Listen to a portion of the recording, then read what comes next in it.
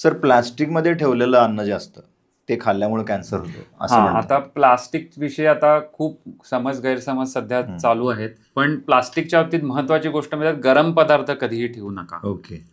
गरम चहा प्लास्टिकच्या कपमधनं पिऊ नका.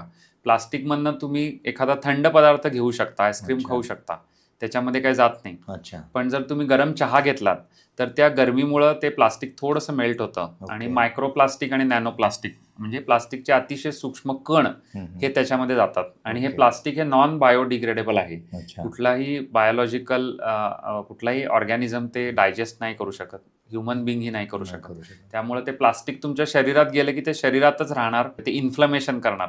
कारण तुमची बॉडी म्हणणार आहे प्लास्टिक माझं खाद्य नाहीये, मी प्लास्टिक खात नाही. ते आलंय का, त्या आल्यावरती मी त्याच्यावर अटॅक करतो म्हणून ते पेशी सोडणार, त्याचं इन्फ्लमेशन करणार आणि that can lead to cancer.